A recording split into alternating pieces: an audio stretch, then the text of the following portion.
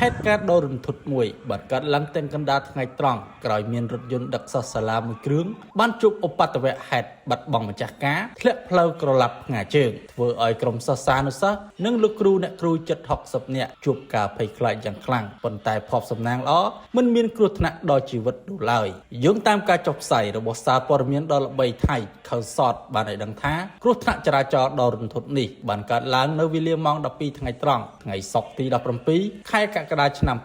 2026 ប្រភពពីប៉ូលីសនៅក្នុងតំបន់ទំនាយថារថយន្តកាត់ហេតុខាងលើបានដឹកសិស្សចំនួន 51 នាក់និងលោកគ្រូអ្នកគ្រូចំនួន 6 នាក់សរុបអ្នករួមដំណើរ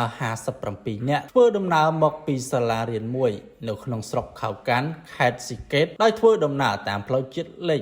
214 ទោះជាយ៉ាងណាអាជ្ញាធរបានបញ្ជាក់ជាផ្លូវការថាក្នុងចំណោមអ្នករួមដំណើរទាំង 77 នាក់នោះគ្មានអ្នកណាមួយរងរបួសគ្រោះថ្នាក់បាត់បង់ជីវិតឡើយដែលនេះជាចំណុចមួយដ៏សំណាងបំផុតក្នុងគ្រោះថ្នាក់ដ៏ធ្ងន់ធ្ងរមួយនេះបច្ចុប្បន្នកម្លាំងសមត្ថកិច្ចកំពុងហ៊ុមព័ទ្ធតំបន់កើតហេតុនិងបើកការស៊ើបអង្កេតយ៉ាងល្អិតល្អន់ដើម្បីស្វែងរកមូលហេតុពិតប្រាកដដែលនាំឲ្យរថយន្តនេះបាត់បង់ការគ្រប់គ្រងរហូតបង្កជាគ្រោះថ្នាក់ក្រឡាប់បែបនេះ